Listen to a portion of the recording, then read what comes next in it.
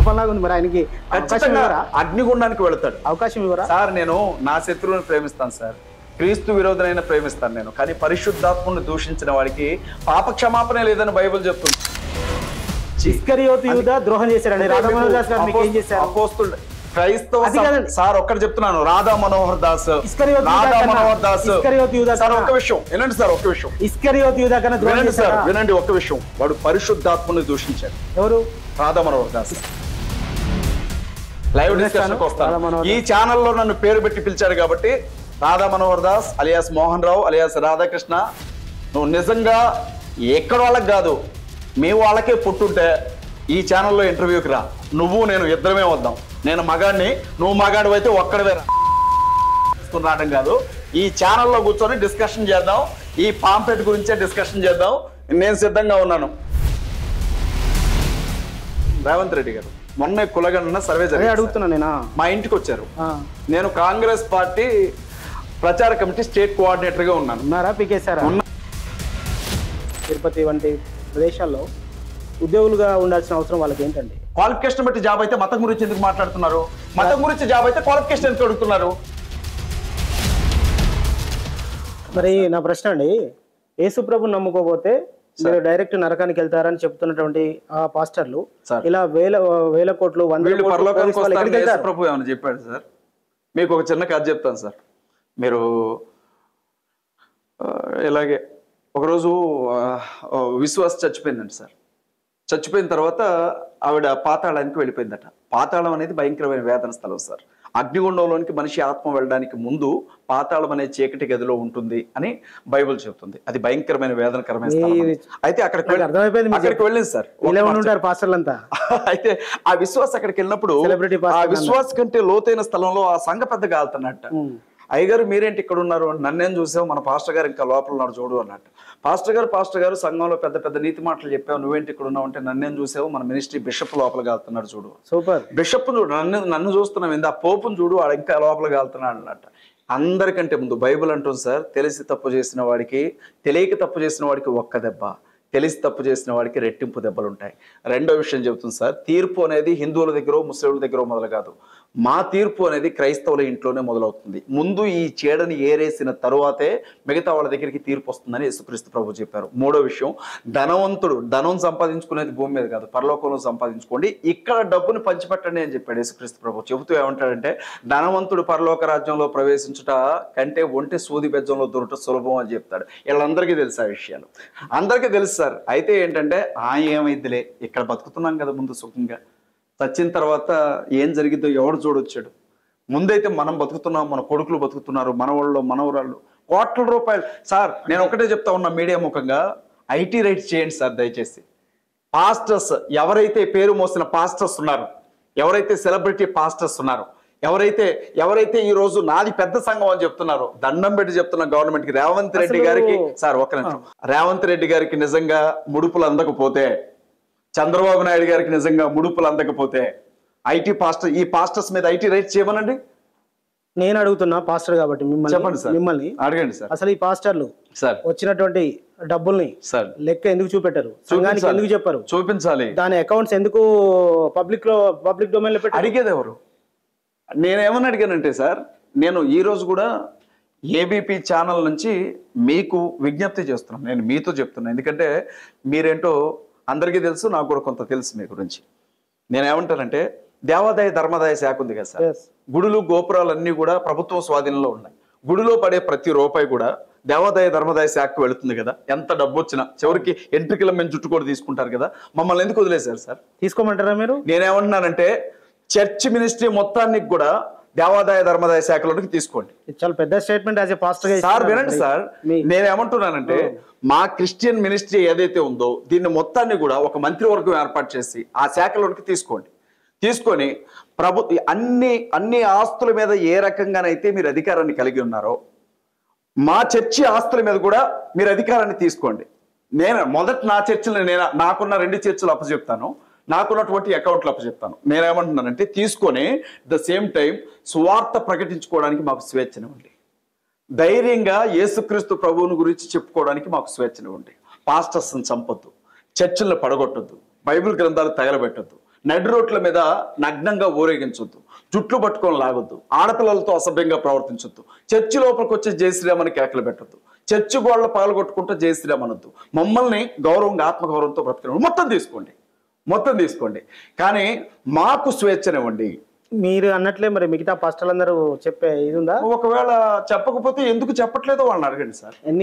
అందాదా మీకున్నటువంటి అభిప్రాయం, ఎందుకంటే మీరు పాస్టర్ గా ఉన్నారు, క్రిస్టియన్ ఎవరైతే సార్ ఎన్ని వేల కోట్లు అసలు వస్తుండొచ్చు ఈ చందాల ద్వారా? సార్ ఒక ఆంధ్ర తెలంగాణ రాష్ట్రాల్లో సెలబ్రిటీ పాస్టర్స్ అందరి దగ్గర కొన్ని లక్షల కోట్ల రూపాయల డబ్బు ఉంటుంది సార్. రైట్స్ చేయండి సార్, దయచేసి రైట్స్ చేయండి. అలాగే పేటాధిపతులు, మఠాధిపతులు, స్వామీజీల మీద కూడా రైట్స్ చేయండి. సేమ్ టైం ముస్లింలో ఉన్నటువంటి సగటు ముస్లిం సహోదరుల రక్తాన్ని పీల్చే వాళ్ళు కూడా చాలా మంది ఉన్నారు, వాళ్ళ మీద కూడా రైట్ చేయండి. రైట్స్ చేయాలి, డబ్బంతా ప్రజల ఖజానాకి రావాలి. ఇక్కడ విషయం ఏంటంటే సార్, చిక్ ఏంటంటే డబ్బంతా వచ్చినా గవర్నమెంట్లో ఉండే మినిస్టర్స్ పంచుకుంటారేమో అన్న భయం ఉంది ఒక్కొక్కడికి. మళ్ళీ అది అంతా ఇప్పటికే ఆల్రెడీ మంత్రులు ఎమ్మెల్యేలు చెప్తున్నారు. ఇప్పుడు పాస్టర్లు తినకపోతే మంత్రులు ఎమ్మెల్యేలు తింటారు తప్ప ప్రజలకి ఎలా చేరుద్దో అది చూడండి ఫస్ట్. అందరూ ఇప్పుడు రాజకీయ నాయకులైనా ఇటు అంతవరకు ఎందుకు పీఠాధిపతులు అందరూ ఒకే అంతవరకు ఎందుకు సార్? 2000 రూపాయల నోట్లను రద్దు చేసిన రోజులు గుర్తున్నాయి కదా మీకు? ఆ టైంలో ఖమ్మంలో ఒక టింబర్ డిపోకి సంబంధించిన ఆయన, పేరు చెప్పడం న్యాయం కాదు సార్, మనకు తెలిసిన వాళ్ళ దగ్గర 10,000 కోట్ల రూపాయల 2,000 రూపాయల నోట్లు ఉన్నాయి. అవి తీసుకొని 5,000 కోట్లు ఏమన్నా 500 రూపాయల నోట్లు ఇస్తారేమో అడగండి అని ఎవరి ద్వారా నాకు కబురు పెట్టాడు. నేను అన్నాను కదా, మరి ఎవరి దగ్గర ఉన్నా లేకపోయినా సెలబ్రిటీ పాస్టర్స్ దగ్గర అయితే డబ్బు ఉంటుంది, అడిగి చూడకపోయారా అని నేను అన్నాను. అంటే అతను ఏమన్నాడంటే, సార్ నేను పలానా పాస్టర్ గారిని అడిగానండి, నా దగ్గరే 50,000 కోట్ల రూపాయలు 2,000 రూపాయల నోట్లు ఉన్నాయి, ఏం చేయాలో అర్థం కావట్లేదు నాకు, నీ డబ్బు నేనేం చేసుకోను. ఎందుకు దాస్తున్నారు అలాంటి వాళ్ళని? మీరు అజయ్ బాబు అంటే ధైర్యంగా అయితే లాగా మాట్లాడితే క్రైస్తవుల కోసం అని కామెంట్లు చాలా చదువుదాను నేను మీ వీడియో చూస్తున్నప్పుడు. పుల్లిని కాను సార్, మనిషిని. అయితే విషయం ఏంటంటే సార్, ఇంత ఓపెన్ గా నేను సెలబ్రిటీ పాస్టర్స్ మీద రైట్ చేయమని చెప్తా ఉంటే ఎవరు పాస్టర్ ఏముంది, ఒక్కడే ఉంది సార్, అజయ్ బాబు మీదే మొదటి రైట్ మొదలు కావాలి. మీరు అన్న 50,000 అది ఎవరో నాకు తెలియదు సార్, ఎవరో అని అన్నాడు, పేరు చెప్పలేదు నాకు. నేనేమంటున్నానంటే ఆ మొదటి రైడ్ ఏదో నా మీదే మొదలు పెట్టండి, నా దగ్గర నుంచి పొట్ట గొడుగుల్లాగా మొలుసుకొచ్చిన చర్చి పాస్టర్స్ అందరి మీద కూడా రైట్లు చేయమని చెప్పండి.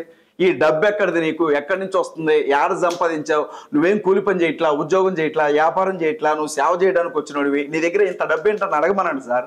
ఏం గవర్నమెంట్కి చేత కదా? నన్ను కూర్చోబెట్టమనండి రేవంత్ రెడ్డి గారిని ఒక్కరోజు సీఎం గారి సీట్లో, నేను చేసి చూపెడతాను, ఆయనకి చేత కాకపోతే. సరే, మీరు ఇచ్చిన కామెంట్ ఆహ్వానించదగ్గది, ఎందుకంటే ఎన్నో సంవత్సరాల నుంచి హైందవ మత పెద్దలు ఇదే అడుగుతున్నారు, కేవలం మా ఆలయాలని మీరు పెట్టుకోవడం ఏంటి, వాళ్ళ దగ్గర నుంచి వచ్చే డబ్బులు ఎట్టిపోతున్నాయి అనే ప్రశ్న ఇస్తున్నారు. సరే, ఒక మార్పు మీలాంటి పాస్టర్ ఇటువంటి కామెంట్తో ముందుకు రావడం అనేది ఆహ్వానించే. సరే, ఇంకా ముందుకెళ్దాం. సో క్రైస్తవ్యంలో ఉన్నటువంటి చాలా మనం చూస్తున్నాం, ఇది వాస్తవంగా మీరు చెప్పినవన్నీ జరుగుతున్నవి, అందరికీ తెలిసినవి. సరే, రెండో అంశానికి వస్తే, పరమతాలను మీరు దూషిస్తున్నారు చర్చిల్లో, ఆ చర్చిల్లో అదే చెప్తారు అన్నటువంటి ఒక ఆరోపణ అనేది వినబడుతుంది. చర్చిలు అసలు ఏం చేస్తారు? ఆదివారం రోజు ఏం చెప్తారు? నా వయసు 41 సంవత్సరాలు.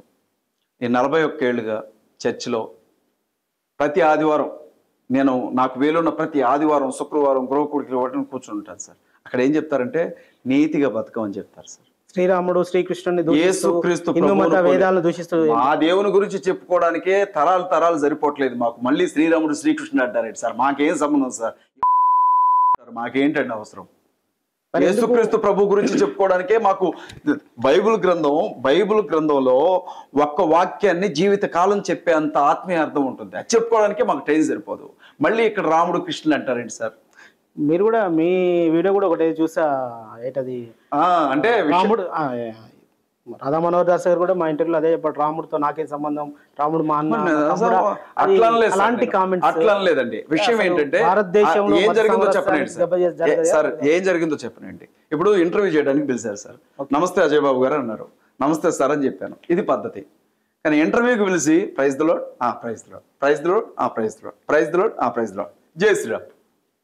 తప్పేముంది? జై శ్రీరామ్ అంటే నాకేం అవసరం సార్? అసలు మిమ్మల్ని ప్రైజ్ ది లార్డ్ అని ఎవరు చెప్పమన్నారు? ఫస్ట్ పిలిచిన వాళ్ళు నమస్తే నమస్తే అని చెప్పి మీరు వచ్చారు, మీ దగ్గరికి విష్ చేసే పద్ధతి ఏంటి సార్?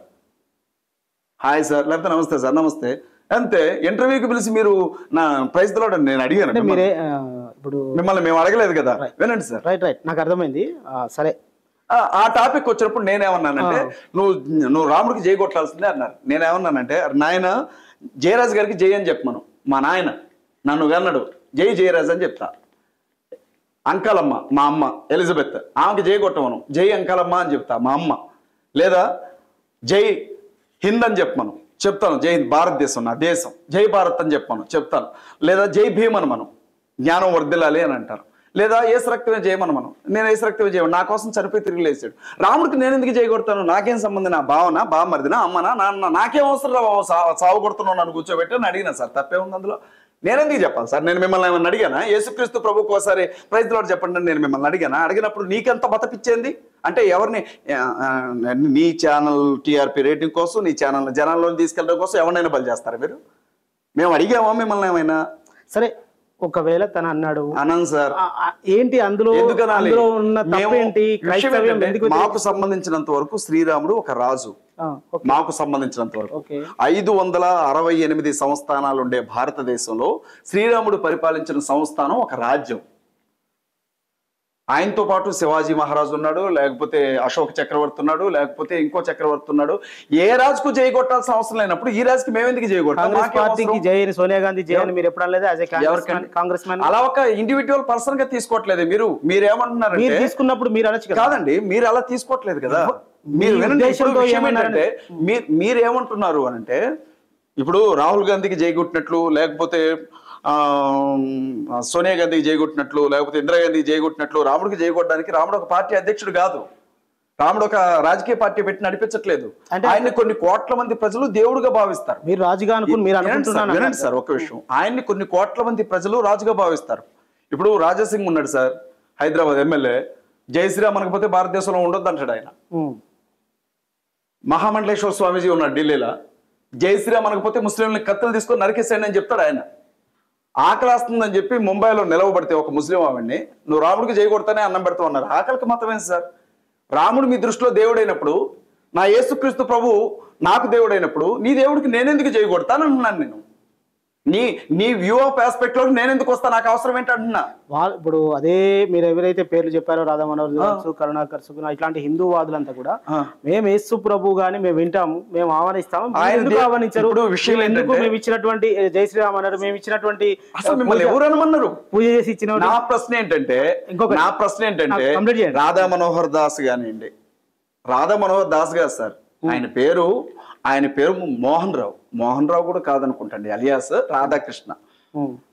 ఆయన డిచ్కీ బాబా అంటే బాగా ఫేమస్ ఆయన. ఎందుకంటే బాగా కిచిడీ కలుపుకుంటా సృజన తిన్నావా అని అంటాడు. ఆ కథ వేరులేండి. ఆయన ఏదైనా అంటాడు, డబ్బు కోసం అడవైన గడ్డి తింటాడు ఆయన. మాకేం అవసరం అంటున్నా. ఇప్పుడు నేను వచ్చాను సార్, నేను కూర్చున్నాం, మీరు రాధా మనోహర్, నేను అజయ్ బాబు. రాధా గారు ఏసు రక్తమే చేయమని చెప్పండి అని నేనంటే, మీరు ఏసు రక్తమే చేయమని, మీరు జై శ్రీరామ్ అని చెప్పండి అంటే నేను జై శ్రీరామ్ అని చెప్పాను అనుకోండి, సరిపోద్ది. పిల్లలు అట్లాగుంటది. మిమ్మల్ని ఎవరు అడిగారు అసలు? మేము చెప్తాం. అరే నాయన నాకు పెళ్ళైందిరా స్వామి, నాకు పిల్ల ఉందిరా, పిల్లలు ఉన్నారంటే నేను నా పిల్లనిస్తాను, నీ పిల్లనిస్తావా, నా పిల్లనిస్తాను. ఎవడు అడిగాడు నిన్ను?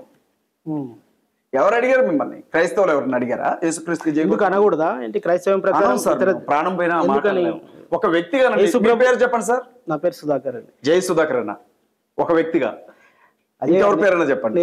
నేను అనేది ఒక పర్సన్ గా అంటాం. కానీ ఎప్పుడైతే ఒక దేవునిగా కొన్ని కోట్ల మంది మనోభావాలకు సంబంధించిన విషయం అలా మీరు చెప్పలేదు. నేను ఒక ప్రశ్న అడుగుతాను. అదే విషయం, ఇది పాస్టర్లుగా మీరు చెప్తున్నారా, అలా అనొద్దని బైబిల్ చెప్తుందా? బైబిల్ గ్రంథం అంగీకరించదు సార్. ఎందుకని? నేను దేవుడైన యెహోవాను, నేను తప్ప మీకు వేరొక దేవుడు ఉండకూడదు అని దేవుని వాక్యం చెప్తుంది. అని ఏముంటుందంటే, అన్య మతస్థులకు సంబంధించిన దేవీ దేవతల పేరే ఎన్నో మీరు ఉచ్చరించకూడదు అని అంటుంది. మీరు ఇప్పటికీ చాలాసార్లు నాతో పేరు చెప్పించారు. ఆ పేరు కూడా మీరు పలకొద్దని బైబిల్ చెప్తుంది. రాజ్యాంగాన్ని ఎలా గౌరవిస్తాము సార్? ఇప్పుడు రాజ్యాంగంలో పొందుపరిస్తే ఏం చేస్తారండి? పరచనే ఉండి చూద్దాం. సార్ రాజ్యాంగంలో పొందుపరచనే చూద్దాం. లేదా రావచ్చు, రేపు మరుస్తాను అంటున్నారు కదా. క్రైస్తవులకు ముస్లింలకు ఉండే ఓటు హక్కు రద్దు చేస్తా అంటున్నారు. భారతదేశాన్ని హిందుస్థాన్ గా చేస్తా అంటున్నారు.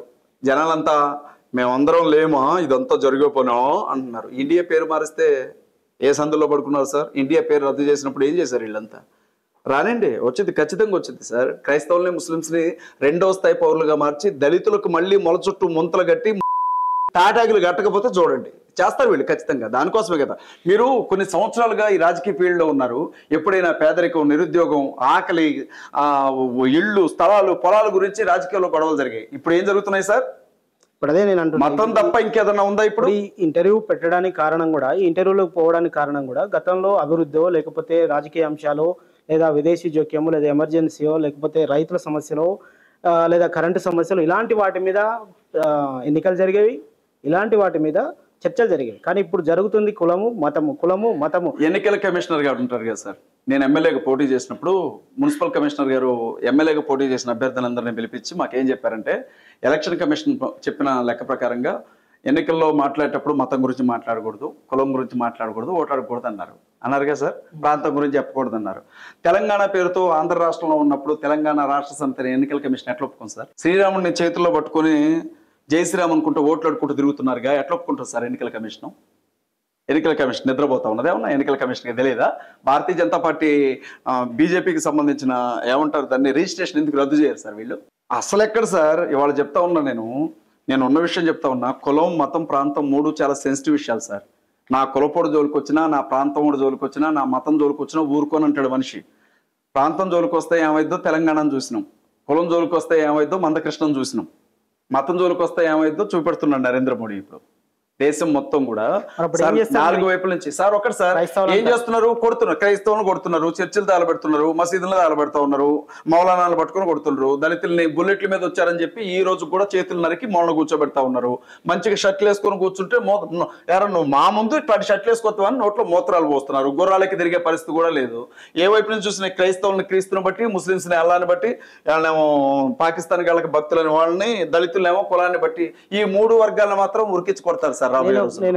నేను ఈ తప్పు క్రైస్తవంలో ఉన్నటువంటి పాస్టర్లు క్రైస్తవాన్ని ఆచరించే వాళ్ళది అని అంటాను. ఎందుకంటాను కూడా చెప్తాను. క్రిస్టియన్ దేశాలు చాలా ఉన్నాయి, చెప్పండి సార్. ఇక్కడ పార్టీల పేరు కూడా క్రిస్టియన్ డెమోక్రటిక్ పార్టీస్ అని క్రిస్టియన్ రకాలు పెట్టేవారు.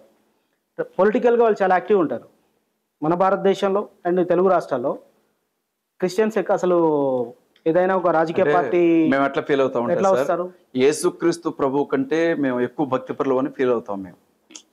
అంటే రాజకీయం అంటే కొడుకు కలెక్టర్ కావచ్చు, లాయర్ కావచ్చు, ఇంజనీర్ కావచ్చు, డాక్టర్ కావచ్చు, కానీ సర్పంచ్కి పోటీ చేస్తున్నాడు అనేసరికేనే అబ్బో వీడి పెద్ద పాపి, వీడు నీచుడు, వీడు ఎందుకు దూరంగా ఉంటున్నారు? ఏంటి బైబిల్ చెప్పిందా రాజకీయాల్లో రావద్దని? రాజకీయంలోకి వస్తే చైతన్యం పెరుగుతుంది, రాజకీయంలోకి వస్తే చాలా విషయాలను ప్రశ్నించే తత్వం పెరుగుతుంది. కానీ పాస్టర్లు ఏమనుకుంటున్నారంటే, సంఘానికి వచ్చే వాళ్ళంతా గొర్రెలో, వీళ్ళందరూ నేను చెప్పినట్టే ఏనాలా, వీళ్ళు బతికినంత కాలం నా దగ్గరే చావాలి, వీళ్ళు చావైనా బతికే నా దగ్గర, సత్య పాతి పెట్టేది కూడా నేనే కావాలి, ఇంకొకటి రాకూడదు. ఓట్లు వేస్తారా? ఓట్లు వేస్తారు సార్. మళ్ళీ సార్ అసలు 500 రూపాయలు 1000 రూపాయలు నోటు తీసుకుని చక్కగా వెళ్ళి వరుసలో నిలబడి ఓటేసి వస్తారు. కానీ ఎవడైనా సరే రాజకీయం అంటే మాత్రం వాడిని ఏడి కంటే నరకానికి పోయాడు ఇంకొకళ్ళు లేడు అన్నట్టు చూస్తారు సార్. అంటే డ్యూయల్ రోల్ అంటారు కదా, డ్యూయల్ రోల్ అంటారు కదా. పాస్టర్స్ అంటే వ్యతిరేకమా? వ్యతిరేకం కాదు సార్. పాస్టర్స్ కేవలం క్రిస్టియానిటీలో ఉండే ఈ జాడ్యం మొత్తానికి, మతంలోకి చేరిన ఈ దరిద్రం అంతటికి కారణం పాస్టర్స్ మాత్రమే. ఎందుకంటే మీరేమంటారు? బైబిల్ ప్రకారం రాజకీయాల్లోకి నిరభ్యంతరంగా చేయొచ్చు సార్, నిరభ్యంతరంగా చేయొచ్చు సార్, నిరభ్యంతరంగా చేయొచ్చు. ఇప్పుడు పాస్టర్ గారు ఉన్నారు సార్, నేను ఉన్నాను చర్చ్ పాస్టర్, నీ రాజకీయాల్లోనికి రాను. నీ సంఘంలో ఎంతో మంది యూత్ ఉంటారు కదా సార్, అందులో ఎంతో మంది ఉద్యోగస్తులు ఉన్నారు కదా. ఎవరైనా సార్ పొలిటికల్ గా నేను మాట్లాడతాను అని అంటే వాడిని ఒక దోషం చూసినట్టు చూస్తారు వీళ్ళంతా కలిసి. అదేదో తప్పు. అధికారం మొత్తం అందులోనే ఉంటుంది. 5 ఏళ్ళు తిరిగేసరికి అక్కడికి ఓటేయడానికి వెళ్ళాలి, ఎవరికో ఒకరికి ఓటేసి రావాలా. ఒకవేళ కానీ డబ్బులు పంపు. ఈ మధ్య ఒక ట్రెండ్ మొదలైంది సార్. మా చర్చిలో 100 మంది ఉన్నారు, మా చర్చిలో 200 మంది ఉంటారు, ఈ మొత్తం ఓట్లన్నీ మీకే పడతాయి, మాకు ఎంత పంపిస్తారని అడిగే పాస్టర్స్ కూడా తయారయ్యారు మేడం. ఇలా రాజకీయాలకు కూడా ఇలా ఏ రకమైనటువంటి అభిప్రాయాలతో ఉంటే ఎప్పుడు ప్రశ్నిస్తారు? ఎక్కువ శక్తిగా ఎట్లా సార్ నేను సాధించుకోవాలి? అన్ని ప్రశ్నలకి ఒకటే సమాధానం. క్రిస్టియానిటీని దేవాదాయ ధర్మాదాయ శాఖలో కలపండి. క్రైస్తవ్యానికి సంబంధించినటువంటి ఆస్తుల్ని ప్రభుత్వం స్వాధీనంలోనికి తీసుకోండి. క్రైస్తవులకు మత స్వేచ్ఛ హక్కును కట్టుదిట్టంగా అమలు చేయండి. మమ్మల్ని ధైర్యంగా సువార్త చేసుకునివ్వండి. దెమ్మ తిరిగి బొమ్మ కనపడి ఒక్కొక్కటి దారికి రాకపోతే నన్ను అడగండి. సరే, ఇంకా ఇంటర్వ్యూలోకి వెళ్లే ముందు ఇంకొన్ని ప్రశ్నలు కూడా మిమ్మల్ని అడగాలనుకుంటున్నాను. మంచిది సార్. బయట నుండి వినబడుతున్న కామెంట్స్ నేనేం కామెంట్ చేయను, నా అభిప్రాయం కూడా కాదు.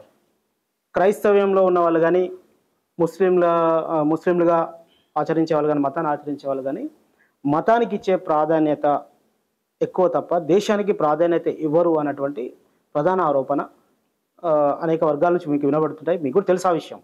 ఎందుకని అలాంటి అభిప్రాయాన్ని ఇటు కలుగజేస్తుంది? మీరు క్రైస్తవ పాస్టర్గా ఉన్నారు కాబట్టి నేను క్రిస్టియన్స్ తరపున ఏం చెప్తారు? మీరు దేశం భక్తి నిజంగా క్రైస్తవులో ఉంటుందా ఉండదా?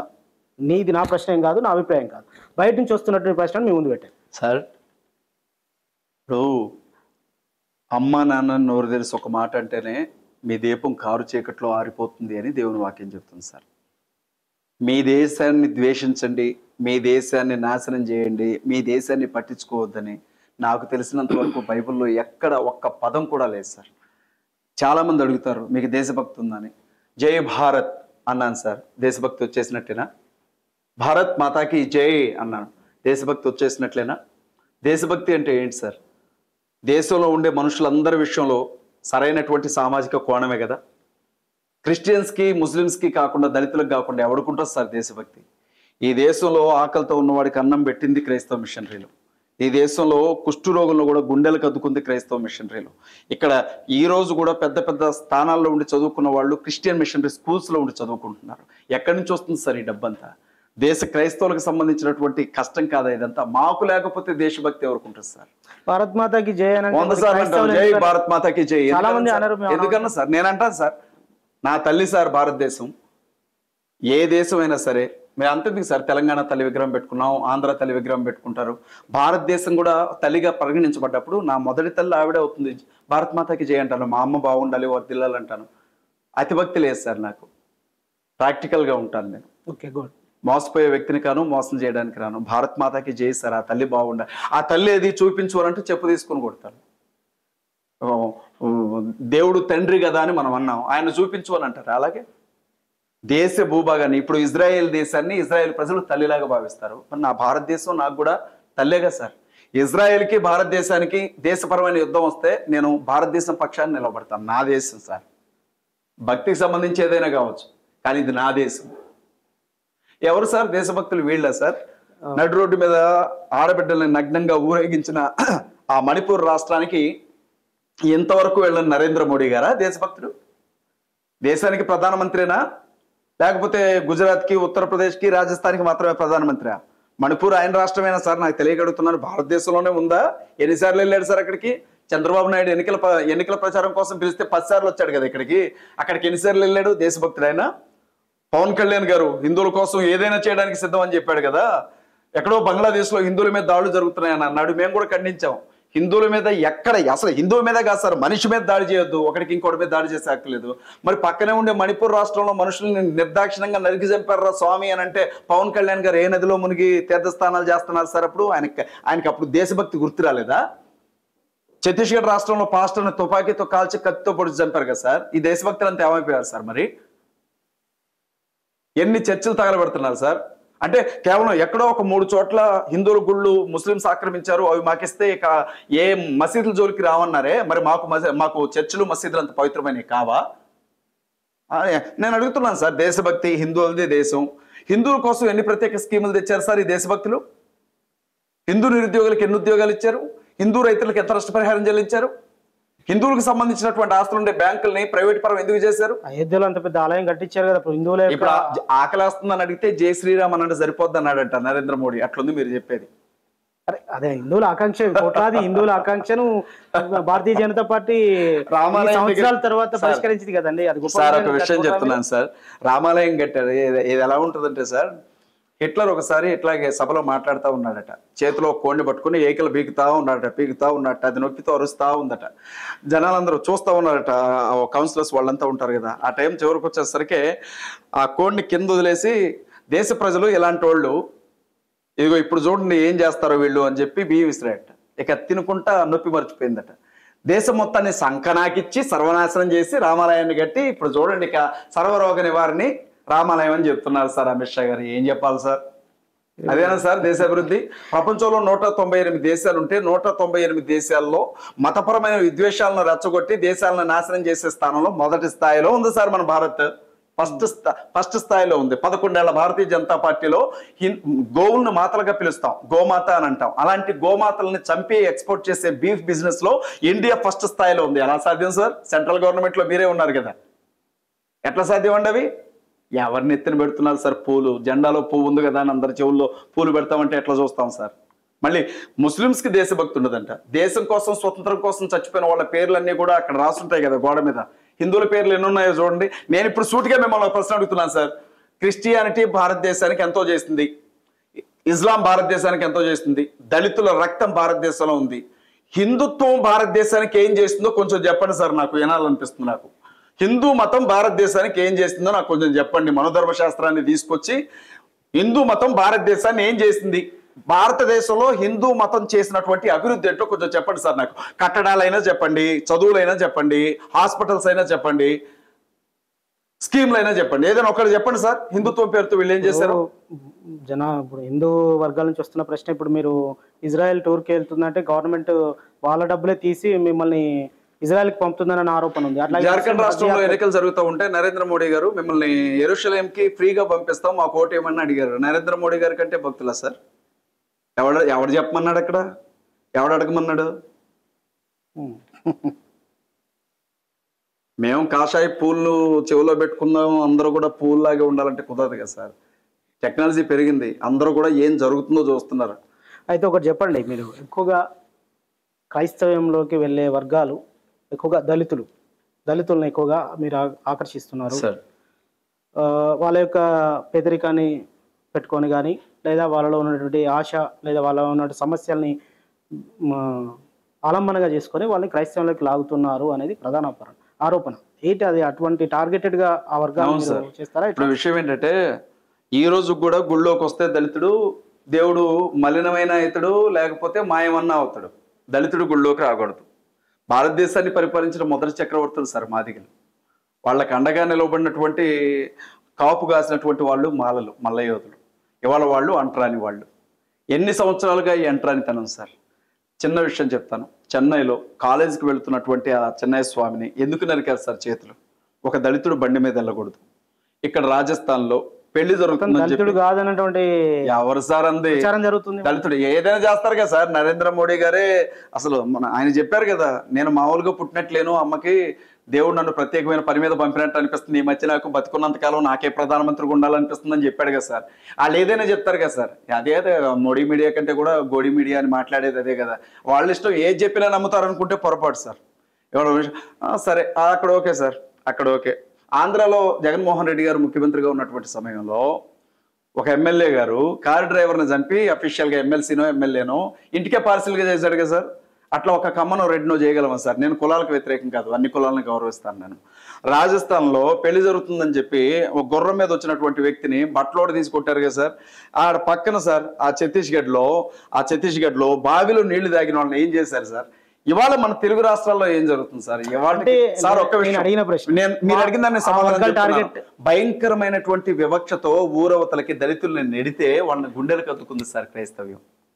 దేవుడికి 4 పిల్లలు సార్. ఇప్పుడు మా నాన్నకి 4 కొడుకులు సార్.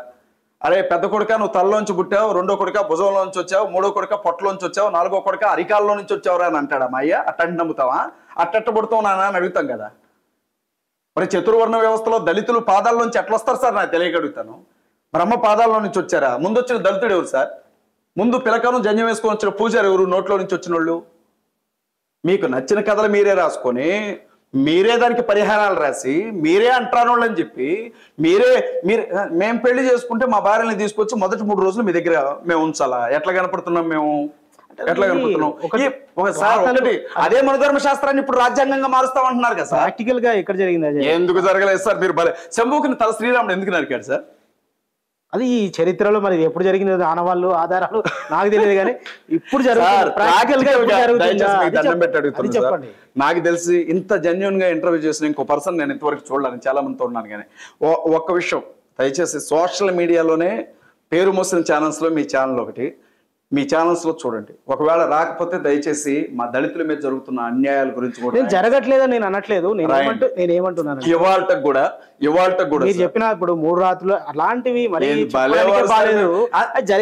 దేవదాసి వ్యవస్థలో దేవుని విగ్రహానికి ఇచ్చి పెళ్లిళ్ళు చేసి ఊరంతా అనుభవించే అధికారాన్ని ఎవరు రాశారు సార్? ఇప్పటికి లేదా దేవదాసి వ్యవస్థ? జోగిని వ్యవస్థ ఎవరు తీసుకొచ్చారు సార్? సతీసాగమనం ఎవరు తీసుకొచ్చారు? బాల్య వివాహాలు ఎవరు తీసుకొని వచ్చారు? ఇవన్నీ ఎవరు చేసినాయి సార్? ఎవరికి పట్టింది సార్? చెప్పండి, ఎవరు చేశారు? ఇంకెవరు సార్? ఈ ఘన చరిత్ర అంతా ఈ ఘనత అంతా మనుధర్మ శాస్త్రందే కదా సార్. అదే కదా ఇప్పుడు రాజ్యాంగంగా మారుస్తా ఉంటున్నారు. అందుకే కదా మళ్ళీ మొదలు పెట్టారు వేట.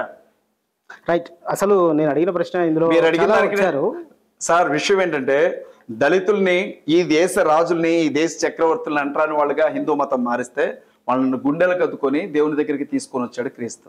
కాబట్టి వారికి చదువునిచ్చారు, జ్ఞానాన్ని ఇచ్చారు, పదవులను ఇచ్చారు, పలుకుబడిని ఇచ్చారు. ఉన్నత స్థితిలో సూట్ వేసుకొని కాలు మీద కాలు వేసుకొని కోట్ వేసుకొని తిరుగుతున్నారు సార్. గుండెలకు అద్దుకొని మేము మనుషులని బతుకుతున్నారు. బాగుంది మీ ఆన్సర్. అది సార్. ఇప్పుడు నేను అడిగే ప్రశ్న అడగండి ప్లీజ్. ఈ వర్ణ వ్యవస్థ అంతా ఎక్కడ ఉందని చెప్పారు మీరు? మనుధర్మ శాస్త్రం. క్రైస్తవ్యంలో ఉందా? ఎవరండి? క్రైస్తవ్యంలో ఈ వర్ణ వ్యవస్థ ఉందా? క్రిస్టియానిటీయా? ఈ దేశంలో ఉన్నాం కదా సార్. దేశంలో ఉన్నారు. నేను అడిగిన ప్రశ్న క్రైస్తవ్యంలో కూడా సార్ ఒక విషయం. ఒకటి, క్రైస్తవం బైబిల్లో వర్ణ వ్యవస్థ ఉందా? వర్ణ వ్యవస్థ లేదు. మనుషుల మధ్య తారతమ్యాలు చెప్పారు? లేదు కదా. లేదు. దళితులు ఒక మతాన్ని వాళ్ళకు ఉన్నటువంటి ఆ మతంలో ఉన్న వర్ణ వ్యవస్థకి వ్యతిరేకంగా వదిలిపెట్టి క్రైస్తవంలో వచ్చిన తర్వాత కూడా రిజర్వేషన్లకు ఎట్లా అర్హులు అవుతారు? చాలా మంది దొంగ సర్టిఫికేట్ పెట్టుకుని ఇంకా రిజర్వేషన్ అమలు చేస్తున్నారు అన్నటువంటి ప్రధాన ఆరోపణ మీరు కూడా విన్నాను. దానికి ఏం చెప్తారు? దానికి నేనేం సమాధానం చెప్తానంటే, సార్ మేము అమెరికాలోనో, చైనాలోనో, రష్యాలోనో లేము, మేము భారతదేశంలో ఉన్నాం. భారతదేశంలో కులాన్ని బట్టి రిజర్వేషన్లు ఇచ్చారు. కులం మారితే రిజర్వేషన్ తీసేయచ్చు. కులాన్ని బట్టి వచ్చిన రిజర్వేషన్ని కులం మారితే తీసేయచ్చు. పోనీ ఒక పని చేయండి సార్, నేను బీసీ సార్, పోసలాయన్ని, నన్ను కమ్మల్లోకి తీసుకొచ్చి నా బీసీ రిజర్వేషన్ తీసేయండి, నాకు ఓసీ రిజర్వేషన్ ఇవ్వండి. లేదు నేను మాదిగను సార్, దళితుడిని, నన్ను మీ రెడ్డిలోకి చేర్చుకొని నాకు ఓసీ రిజర్వేషన్ ఇవ్వండి. కులం మారితే కులం మార్చి తీసుకోండి. అంటే మీ కులాలకు ఒక బీసీ ఎవరినైనా ఏ దేవుడినైనా నమ్ముకోవచ్చు, ఒక ఎస్టీ ఏ దేవుడినైనా నమ్ముకోవచ్చు, ఒక ఓసీ ఏ దేవుడినైనా నమ్ముకోవచ్చు, వాళ్ళ కులాలు మారవు. కానీ ఒక దళితుడు, ఏది ఎంత వివక్ష అనుభవిస్తున్నటువంటి దళితుడు, ఏంట్రోనైనా ఈ దరిద్రం పుట్టగానే మెడలో దండేస్తున్నారు కదా సార్. అరే నువ్వు దళితుడివి, నువ్వు ఎక్కడే బతకాలా, మా కాళ్ళ కిందే ఉండాలా, నువ్వు బతకాలంటే మేము చెప్పినట్లేనా, అలా ఊర్లోకి రాకూడదు, బళ్ళలోకి రాకూడదు, గుళ్ళోకి రాకూడదు. అంబేద్కర్నే బయట కూర్చోబెట్టిన మనుషులు కదా సార్. ఎప్పుడో జరిగిందంటారేంటి? మొన్న దళితులు క్రైస్తవంలోకి వస్తే ఏమవుతారు? బీసీసీ అవుతారు. ఎవరు సార్? అసలు రాజ్యాంగం చెప్తున్నారు. మీ రాజ్యాంగానికి కట్టుబడి ఉంటారా, గౌరవిస్తారా యాజ్ ఎ పాస్టర్ గా? రాజ్యాంగాన్ని గౌరవిస్తున్నాను కాబట్టి ఇది అబద్ధం అంటున్నాను. ఏది అబద్ధం అంటారు? 1952లో బాబు రాజేంద్ర ప్రసాద్ గారు రాష్ట్రపతిగా ఉన్నటువంటి సమయంలో అర్ధరాత్రి పూట డొంకదారిన ఒక ఆర్డినెన్స్ తీసుకొని వచ్చారు. సార్ ఎప్పుడైనా గుర్తుపెట్టుకోండి, లాకి సంబంధించినంత వరకు కూడా సెంట్రల్ గవర్నమెంట్, స్టేట్ గవర్నమెంట్ అసెంబ్లీలో చేసే తీర్మానాలు, చట్టాలు, ఒకవేళ చట్టం చేసే అంత సమయం లేకపోతే ప్రిన్సిపల్ సెక్రటరీలు ఇచ్చే జీవోలు, ఒకవేళ జీవోలు కూడా రాకపోతే ఒక 6 నెలల వ్యవధికి సంబంధించి ఆర్డినెన్స్, అది కూడా విత్ పర్మిషన్. ఆర్డినెన్స్ అనేది ఒక 6 నెలల వ్యవధిలో దానంతా అది కొట్టుకుపోతుంది. పార్లమెంట్ లో చట్టం, లేకపోతే దాన్ని పార్లమెంట్ లో చట్టం చేయాలి.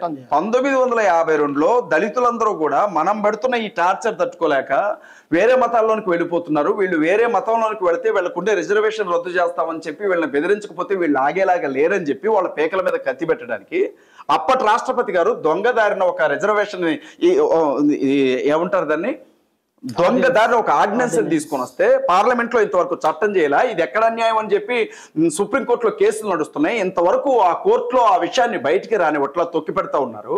నిజమేనా? ఇప్పుడు నేను చెప్పేదంతా కూడా వాస్తవం. ఈ రోజు వరకు కూడా ఇంకా దళితుల్ని మీకు నచ్చినా నచ్చకపోయినా, ఏదో అంటారు కదా, నీకు ఇష్టం ఉన్నా లేకపోయినా నాకే పెళ్ళంగా ఉండాలా, లేకపోతే వేసేస్తా అన్నట్టు నిన్ను కొడతాం, తిడతాం, అంటరాంది అంటాం, అడ్డగోలుగా ఇష్టం వచ్చినట్లుగా చేస్తాం, నిన్ను నడి రోడ్ల మీద నగ్నంగా నడుపుతాం, నీకు ఇష్టం ఉన్నా లేకపోయినా హిందుత్వంలోనే ఉండాలా, లేకపోతే నీ రిజర్వేషన్ రద్దయిద్ది. ఎవరిని బెదిరిస్తున్నారు సార్? ఎవరిని బెదిరిస్తున్నారు? ఒక ఎస్టీకి, ఒక బీసీకి, ఒక ఓసీకి వర్తించని ఈ రూలు దళితులకి ఎట్లా వర్తించేది సార్? ఎస్టీలకు, ఎవరికి? ఎస్టీలకు కూడా వర్తించేస్తారు. అది ఒక ట్రైబ్ గానే ఉంటాడు, యేసుక్రీస్తు నమ్ముకున్నా. ఏంటి లాజిక్ ఏంటి? ఎందుకని మరి అది మనువాదులు చెప్పాలి. నరేంద్ర మోడీ గారు చెప్తే నాకు వినాలని నాది సార్. ఎందుకంటే ఓసీ నుంచి బీసీకి ఎట్ట మారాలో ఆయనకు బాగా తెలుసు, ఎస్సీని బీసీ ఎట్ట చేయాలో కూడా ఆయనకే తెలుసు అని చెప్పి రేవంత్ రెడ్డి గారు చెప్పారు. మరి ఆయనే చెప్పాలి ఏంటి సంగతి, ఇది కథేంద్ర నాయన, ఈ లాజిక్లు మ్యాజిక్లు యాడ్ నుంచి తీసుకొచ్చారు అని అడిగితే ఆయన చెప్పాలి. మరి ఇది చాలా దారుణం సార్. ఈ రోజు కూడా వాస్తవం చెప్తున్నా సార్, పల్లెటూర్లకు రండి, ఎవరైనా కమ్మాయినా రెడ్ అయినా వస్తే లేచి నిలబడతారు సార్, కూర్చోరు వాళ్ళు కూడా కూర్చోరు. అంతవరకు ఎందుకు సార్? ఎంతో మంది ఎస్ఐలు సూసైడ్ చేసుకొని చచ్చిపోతా ఉన్నారు. ఎస్ఐలు పోలీస్ డిపార్ట్మెంట్లో పనిచేసే వాళ్ళు కుల వివక్ష తట్టుకోలేకపోతున్నామని చెప్పి. అంతదాకా ఎందుకు సార్? జడ్జిలుగా ఉన్న వాళ్ళకి ఎస్ఐలను చంపిన సంఘటనలు ఎన్ని లేవు. ఎవరికి విలువ ఉంది సార్? వాళ్ళ ఎస్సీ అని అంటే చాలు, వాళ్ళ తెలివికి కానీ జ్ఞానానికి కానీ అసలు విలువే లేని దేశం ఏదైనా ఉందంటే మనం పుట్టి పెరిగిన మా సొంత దేశమే సార్, మన దేశం. సరే, ఓకే, ఇప్పుడు మీరు చెప్తుంది బాగానే ఉంది. మీరు సరే దళితుల నుంచి క్రిస్టియానిటీకి వస్తే బీసీసీ ఇది అన్యాయం అంటున్నారు. నేను అడుగుతున్న ప్రశ్న చాలా సంవత్సరాల నుంచి వినబడుతున్న ప్రశ్న. క్రైస్తవులకు వాళ్ళ ఉద్యోగంలో జాయిన్ అయ్యి ఉద్యోగులుగా టీటీడీ లాంటి తిరుమల తిరుపతి వంటి ప్రదేశాల్లో ఉద్యోగులుగా ఉండాల్సిన అవసరం వాళ్ళకి ఏంటండి? అక్కడ వాళ్ళకు ఒక ఆచారం ఉంటుంది, సాంప్రదాయం ఉంటుంది, వాటిని గౌరవించాలి. అక్కడికి నేనేమంటానంటే sir, state government central government జాబ్స్కి నోటిఫికేషన్ ఇచ్చేటప్పుడే తిరుమల తిరుపతి దేవస్థానంలో జాబ్స్కి నోటిఫికేషన్ ఇస్తున్నాం, దేవాదాయ ధర్మాదాయ శాఖ. ఇది క్రిస్టియన్స్కి ముస్లిమ్స్కి ఇంకెవరికి వర్తించదు, హిందువులు మాత్రమే అప్లై చేసుకోండి అని చెప్పొచ్చుగా. ఆ దమ్ము లేదా? ఎందుకు చెప్పట్లేదు అంటారు? ఓట్ల రాజకీయం ఎందుకు చెప్పట్లేదు? ఓట్ల రాజకీయమా రాజ్యాంగ విరుద్ధం మాట్లా? అది రాజ్యాంగ విరుద్ధం. అసలు రాజ్యాంగానికి ఏమన్నా అనుకూలంగా పనిచేస్తున్నారా సార్ వీళ్ళు? ఏమన్నా అది రాజ్యాంగ విరుద్ధం అని అనడానికి? మరి ఎట్లా వెళ్తే క్రైస్తవులు ఉద్యోగులుగా అక్కడ ఎట్లా పనిచేస్తున్నారు? సెంట్రల్ గవర్నమెంట్ స్టేట్ గవర్నమెంట్ నీకు నచ్చలేదు సార్, మీకు నచ్చలా, తీసుకురండి. తీసుకొచ్చి మీ వ్యవస్థలో లోపాలు పెట్టుకొని, మీ ఏమంటారు దాన్ని అడ్మినిస్ట్రేషన్ లో లోపాలు పెట్టుకొని క్రైస్తవులు ముస్లింస్ ఎట్టంటారు? సెంట్రల్ గవర్నమెంట్ క్రిస్టియన్ ఉంది సార్, తిరుమల తిరుపతి దేవస్థానంలో జాబ్ ఇచ్చారు అతనికి. మీరు క్వాలిఫికేషన్ బట్టి జాబ్ ఇస్తున్నారా, మతాన్ని చూసి జాబ్ ఇస్తున్నారా? క్వాలిఫికేషన్ బట్టి జాబ్ అయితే మతం గురించి ఎందుకు మాట్లాడుతున్నారు? మతం గురించి జాబ్ అయితే క్వాలిఫికేషన్ ఎందుకు అడుగుతున్నారు? నేను అడుగుతున్నా, మీరు అడిగింది బాగానే ఉంది లాజిక్. నేను అడుగుతున్నా, అదే క్రైస్తవుని తీసుకువెళ్ళి అక్కడ పలహారం ఇచ్చే కాడ, అదే పలహారాన్ని పంచే కాడ, అదే పలహారం మంచిగా ఉందా లేదా టెస్ట్ చేసే కాడ పెడితే పనిచేస్తాడా? ఎందుకంటే పలహారం మేము ముట్టుకోము, పలహారాలు మేము తినము, మేము పూజలు చేయము, మేము ఆ దేవుని నమ్మము అని చెప్పేవాళ్ళు ఎట్లా పనిచేస్తారు సార్? ఒక్క విషయం సార్, నేను అడిగిన దానికి చెప్పండి. మీరు అడిగేదానికే చెప్తున్నాను నేను. అక్కడ చెయ్యాలా వద్దా అనేది వాళ్ళ ఇష్టం సార్. అది నేనేమంటున్నానంటే, తిరుమల తిరుపతి దేవస్థానం పవిత్రమైంది, హిందువులకు చాలా పవిత్రమైన స్థలం, అక్కడ అన్య మతస్థులు ఉండకూడదు, మా సెంటిమెంట్ దెబ్బతింటుందని మీరు అన్నప్పుడు ఇక్కడ హిందువులు మాత్రమే ఉండాలి అని చెప్పి ఒక చట్టం చేయండి. చంద్రబాబు నాయుడు గారు ఉన్నాడుగా, మహాకూటమి గవర్నమెంట్ ఉందిగా, చేయకూడదా? చేయొచ్చా చేయకూడదా? అది ప్రభుత్వం మరి చేయాలి. అది ఇప్పుడు ప్రభుత్వాలు నిర్ణయం గవర్నమెంట్ ఉద్యోగం ఇచ్చేది ప్రభుత్వమే కదా సార్. మరి ప్రభుత్వం ఉద్యోగం ఇచ్చినప్పుడు ఎక్కడికి పంపిస్తే అక్కడికి పోవాలి. మీరు అడిగింది బాగా, మీరు పాస్టర్ క్రైస్తవులకైతే ఏం చెప్తారు? అలా ఉద్యోగులకు నైతికత అంటారా? మరి ఎవరు అక్కడ బతుకుదెరువు సార్, బతుకుదెరువులో నైతికత ఉంది సార్. ఇంకా అక్కడ బతుకుతున్నాడు, అక్కడ ఉద్యోగం చేసుకొని బతుకుతున్నాడు. గుడిలో ఉన్న కొబ్బరి చెప్పులను ఎత్తుకొని పోతున్నాడా? గుడి ముందు కూర్చొని వచ్చే కొబ్బరి చెప్పులను ఎత్తుకొని పోతున్నాడా? లేకపోతే దేవాదాయ ధర్మాదాయ శాఖ సంబంధించిన బోర్డు మెంబర్ల దగ్గర దొరికినట్టు కోట్ల విశ్వాసాలను దెబ్బ తీసుకుంటూ ఇతరుల విశ్వాసాలను దెబ్బతీయడం కరెక్ట్ కాదు కదా. అది జాబ్ సార్, అది జాబు.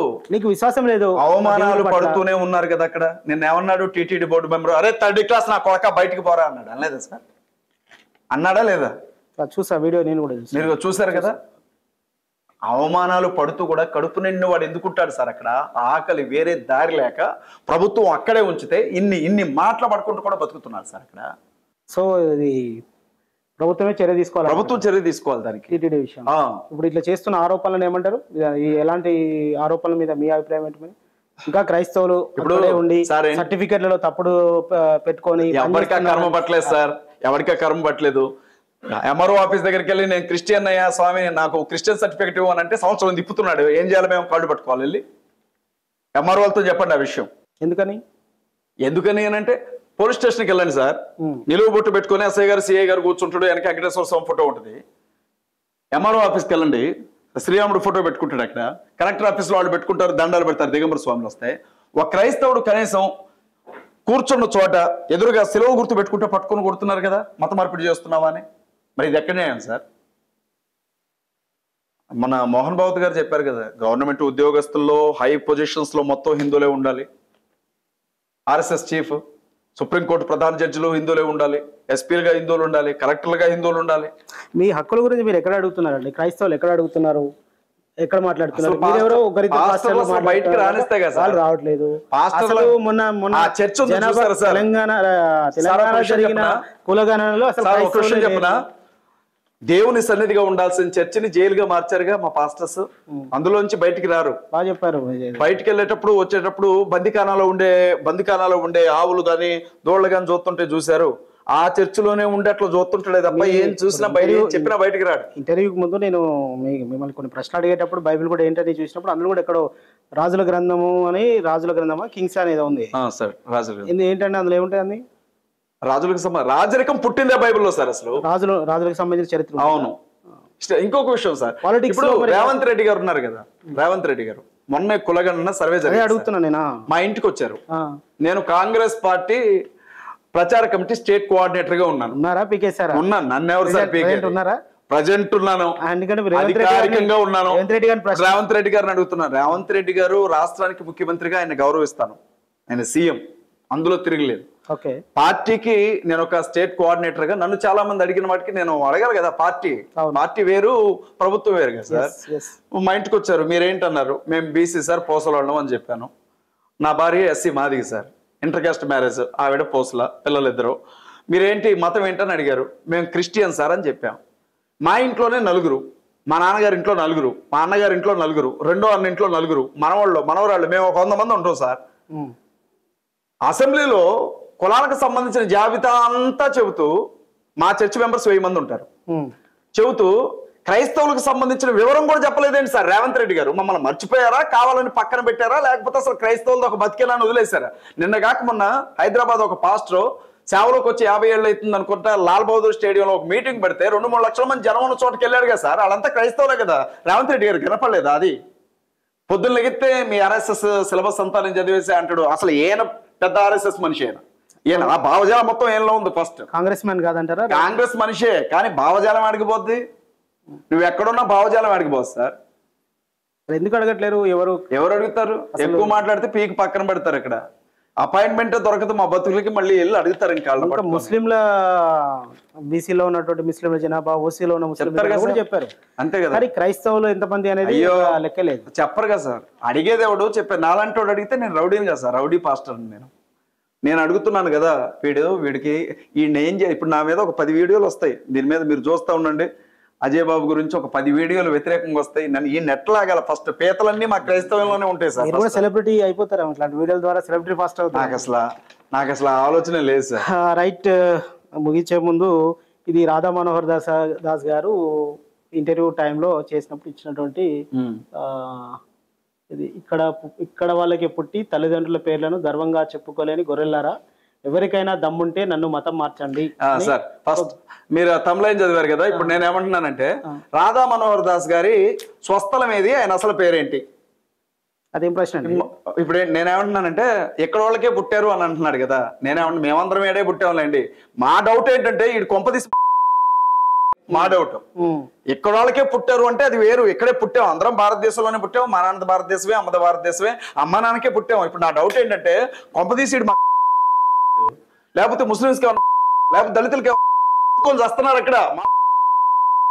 ఎందుకంటే కరపత్రంలో మొదటి లైనే పెట్టుకొని తిరిగాడు. 7 పేర్లు పెట్టుకోరు, 7 పేర్లు పెట్టి 7 పేరు చెప్పాలండి. ఫస్ట్ అరుగుంటుగాడు విగ్గు సార్, అది పిలకది. ఆ పిలక కూడా సౌరం, అది తల మీద రమ్మానంటే లైవ్ లోకి. ఎందుకంటే వ్యక్తిగతంగా అంత కోపం ఉంది. మీరు బైబుల్ పట్టుకున్నాడు సార్. ఈడంతా దిక్కుమాలిన బుద్ధి ఎవడికి ఉండదు. ఈడు చేసేయన్ని కూడా ఆ పనులు. సార్ శిష్యురాలకి ఫోన్ చేసి, సృజన తిన్నావా, కిచిడి కలుపుతున్నావా, ఈడి కథలు ఈడు మాట్లాడతారు సార్. ఆడు రాసింది ఒక పాంప్లెట్, అది పట్టుకొని మీరు నన్ను మళ్ళీ అడగడం.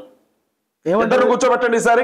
నేను అడుగుతున్నాను సార్, నేను బిందాస్ గా చెప్తున్నా, భారతదేశానికి సంబంధించిన మద్దిశెట్టి కోటయ్య, మద్దిశెట్టి వెంకాలమ్మ గారికి పుట్టిన మద్దిశెట్టి ఎర్రప్ప అనే నేను పుట్టాడో తెలియని రాధా మనోహర్ దాస్ అడుగుతా ఉన్నా.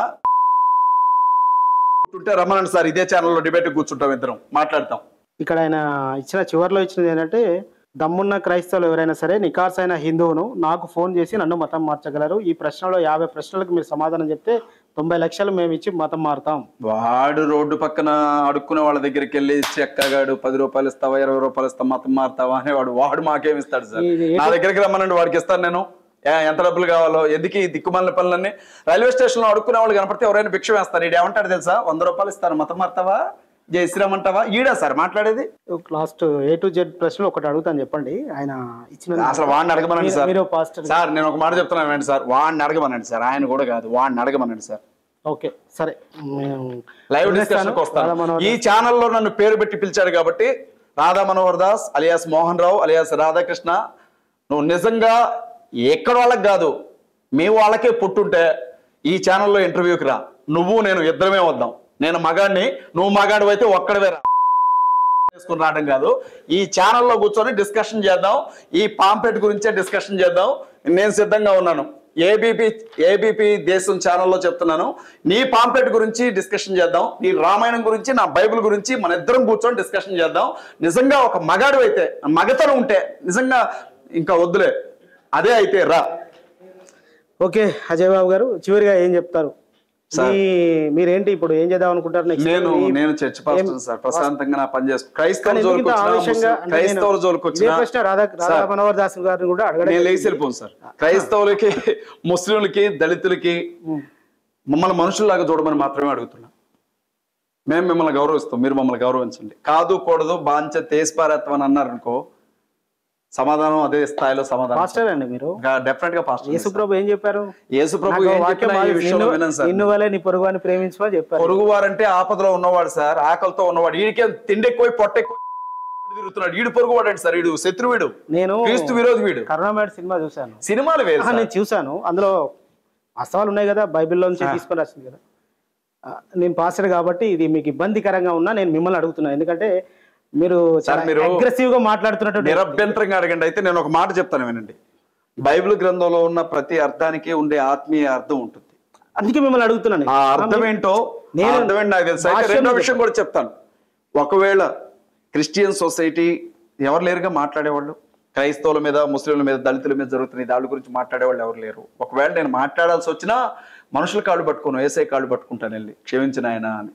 అక్కడికే వద్దురా, నువ్వు నరకానికి పోరా, పాపిస్తోడా, పరమ దుర్మార్గుడు అంటే నరకానికి వెళ్తారు. ఇప్పుడు ఏంటి చెప్పండి? బాగుంది. నేను అడిగే ప్రశ్న, నేనేం భాష్యం చెప్పాను, నేను మిమ్మల్ని ప్రశ్న అడుగుతున్నాను. ఏంటంటే నాకు బాగా ఆలోచింపజేసినటువంటి అంశం కూడా, యేసుప్రభు శిష్యుల్లో 12 మంది కదా ఉండేది. అందులో ఒక అతను యేసుప్రభుని అమ్మేస్తాడు, రైట్?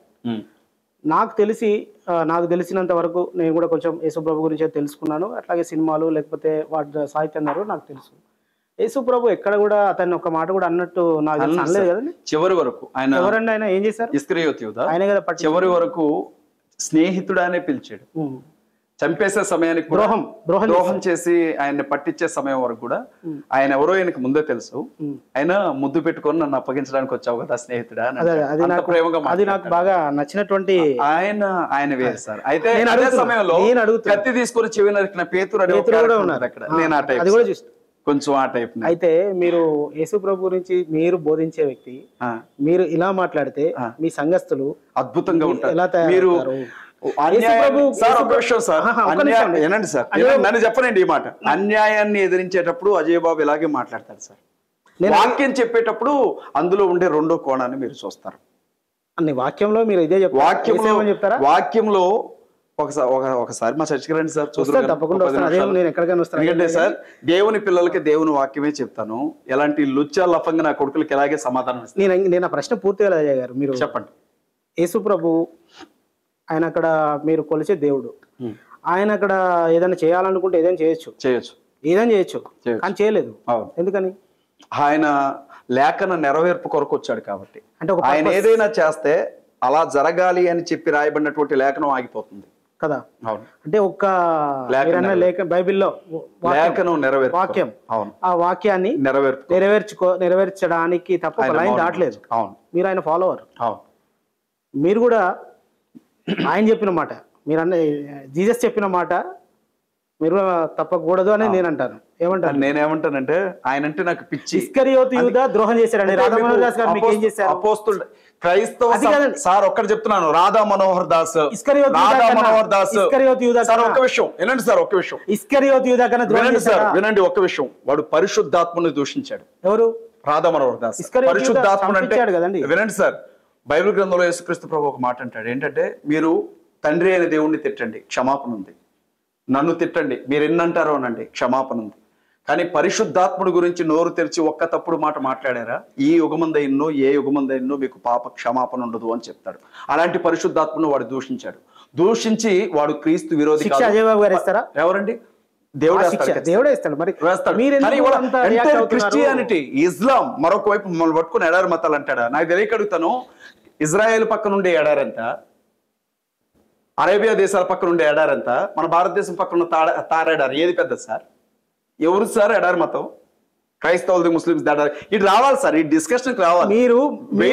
మీరు ఇలా మాట్లాడితే వాడు ఖచ్చితంగా రావాలి. వాడు కనీసం రోషం వచ్చైనా వస్తాడేమో. ఉప్పు కారం తిండేమో వీడు, ఉప్పు కారం తిండేమో వీడు. వ్యక్తిగతంగా మనం వెళ్ళదు కానీ నేను అడుగుతున్నా, రాధా మనోహర్ దాస్ గారు ఉప్పు కారం తినరేమో. ఇస్కరియోతు యూదా అని మీరు అన్నారు కదా, ఇస్కరియోతు యూదాకైనా క్షమాపణ ఉంటుందేమో, కానీ పరిశుద్ధాత్ముడిని తిట్టిన వీడికి క్షమాపణ లేదు. బైబిల్ చెప్తుంది ఆ విషయం. జీసస్ డిసైడ్ చేస్తారండి. అట్లా కాదు, బైబిల్ మాట దాటి ఆయన చేసేది ఏముండదు. వాక్యమే క్రీస్తు గనుక. రేపు మీరు